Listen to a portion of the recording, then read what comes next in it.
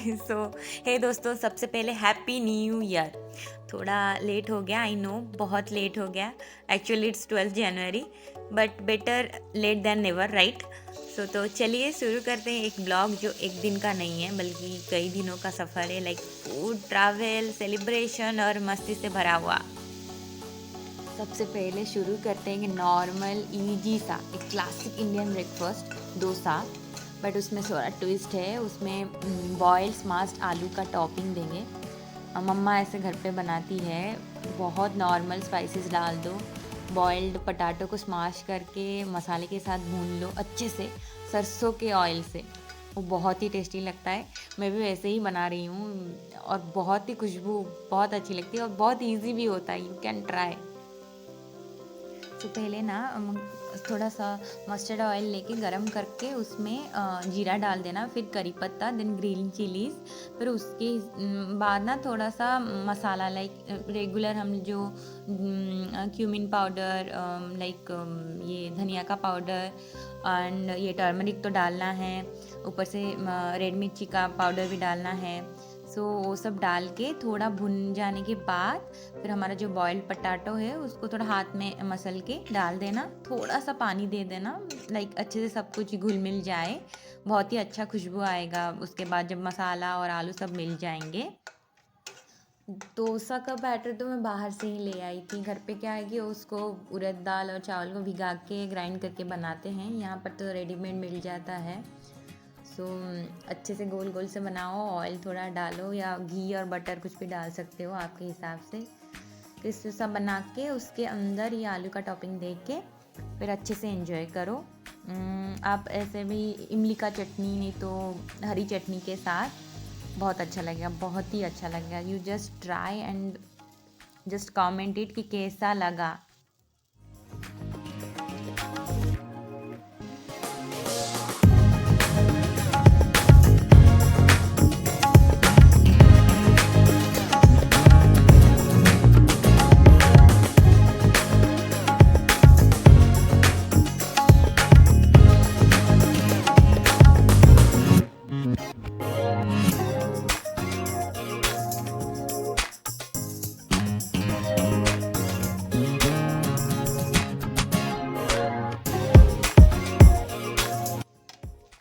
One thing is simple है, quick है और हर बाइट में नॉस्टैल्जिया है।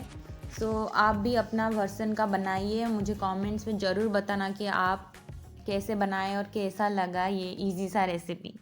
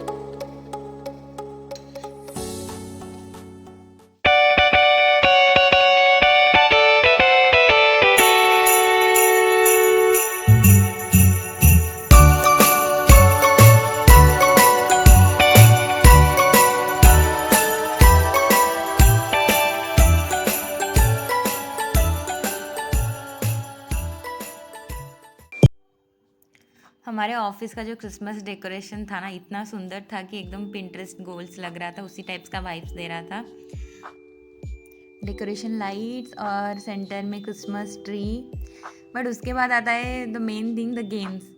लाइक मैं बता देती हूँ, मतलब ऑफिस के लोगों में ना कॉम्पिटिटिव स्पिरिट तो अलग ही लेवल का होता है, बहुत ही मज़ा आया। बट मैं वो वीडियोस वगैरह नहीं की हूँ।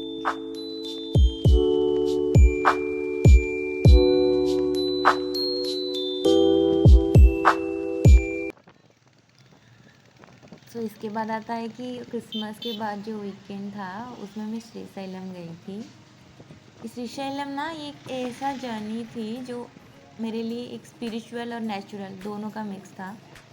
सुबह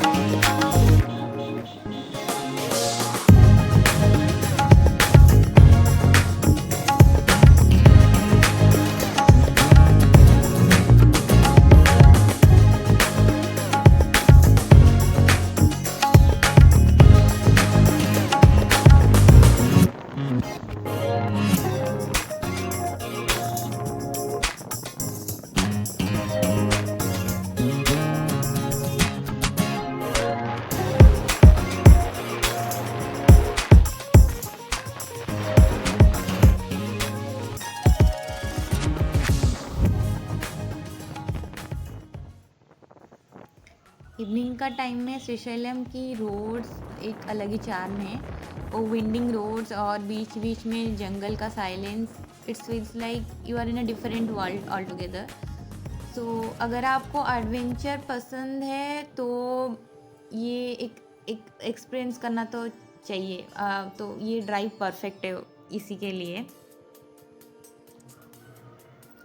रात के टाइम श्रीशैलम डैम का व्यू एकदम मैजिकल होता है। डैम के ऊपर ना लगाए गए लाइट्स का रिफ्लेक्शन पानी में एक मिरर इमेज जैसा देता है। सो वो साइड देखने लायक है, एकदम सीनरी और कामिंग वाला थिंग है। और कभी कभी ना एकदम से अंधेरा और कभी कभी गाड़ी की हेडलाइट्स, उसका एक अलग ही नज़ारा होता है। और बहुत ही ठंड थी उस टाइम, उसका जो हवा था वो अलग ही मज़ा देता है रात में। सुबह सुबह ही हमने श्रीशैलम के श्री मल्लिकार्जुन ज्योतिर्लिंग का दर्शन किया। मंदिर का माहौल एकदम पवित्र और शांत था। सुबह के टाइम में मंदिर की घंटी की आवाज़ और भक्ति भरे भजन ने पूरे एटमॉस्फेयर को और भी डिवाइन बना दिया। दर्शन के वक्त लंबी लाइन थोड़ी लंबी थी, लेकिन वहाँ का पॉजिटिव वाइब एक अलग ही एनर्जी देता था। और यह हर एक स्टेप का एक साथ लगता था कि मंजिल के और करीब जा रहे हैं। और ज्योतिर्लिंग के सामने पहुंचते ही एक शांति का एहसास हुआ जो शब्दों में डिस्क्राइब नहीं कर सकते। दर्शन के बाद ही ब्रेकफास्ट किए और हैदराबाद वापस लौट आए। रास्ते में घूमने के मज़ा तो अलग ही था। ऊपर से वो जो डैम और पहाड़ों के नज़ारा, वो तो अलग ही था। लाइक ये एक परफेक्ट एंडिंग थी एक पीसफुल जर्नी की।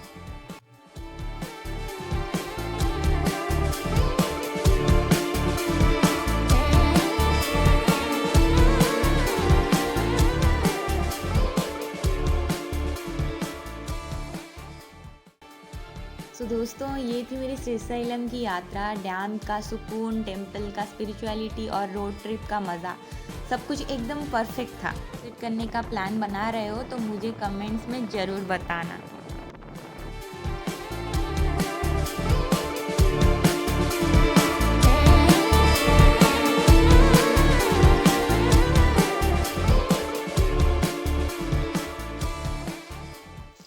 देन फाइनली आता है न्यू ईयर की बातें।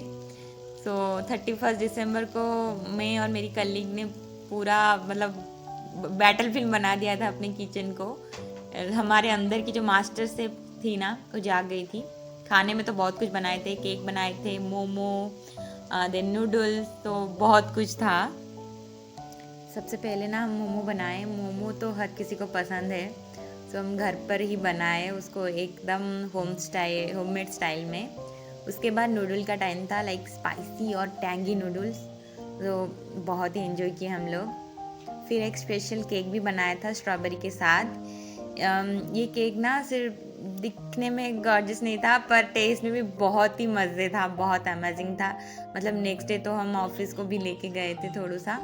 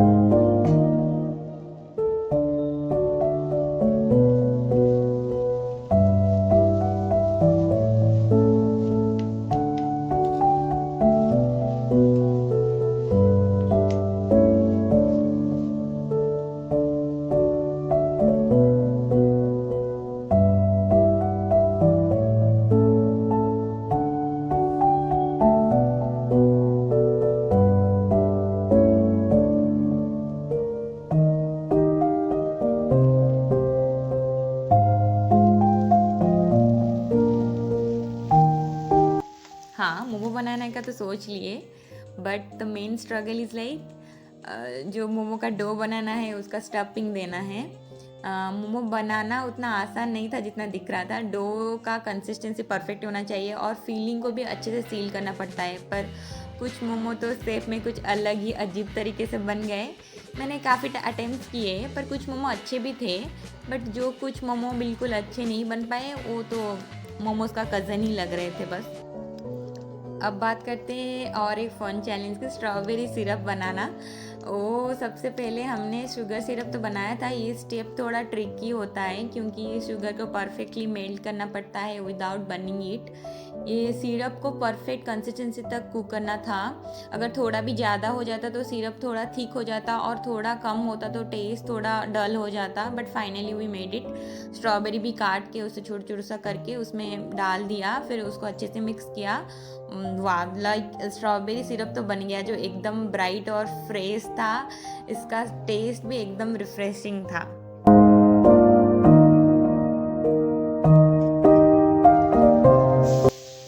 उसके बाद हम नूडल्स बना रहे थे और ये एक इजी डिश थी। वेजिटेबल्स और स्पाइसेस डालो, फिर नूडल्स को सॉटे किया। नूडल्स में वो टैंगी और स्पाइसी टेस्ट डालने की कोशिश थी और ये डिश एकदम रेडी हो गई थी, बहुत ही अच्छी बनी थी। हाँ दोस्तों, मानती हूँ ये कुकिंग प्रोसेस तो पूरा स्ट्रगल से भरा हुआ था, लेकिन वही मज़ा थी, वही 31st नाइट की सेलिब्रेशन की मज़ा थी। मोमो थोड़े इम्परफेक्ट हुए, लेकिन केक और नूडल्स ने तो पूरा दिल ही जीत लिया। बहुत ही फनी मोमेंट्स था, हंसना, गाना, डांस करना, ये अलग ही मज़े थे। I hope you enjoy this video. I hope you enjoy and like and share and subscribe. और प्लीज़ कमेंट करना यार।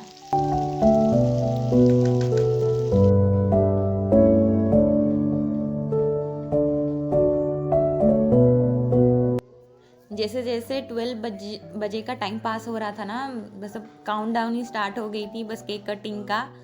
उसके बाद केक कटिंग किया, फिर एक दूसरे को हैप्पी न्यू ईयर विश किया। बहुत अच्छा लग रहा था, कॉल वगैरह किए सब, पेरेंट्स को। पर फिर भी एक रियलिटी थी, नेक्स्ट डे ऑफिस था। हाँ, नेक्स्ट डे ऑफिस था।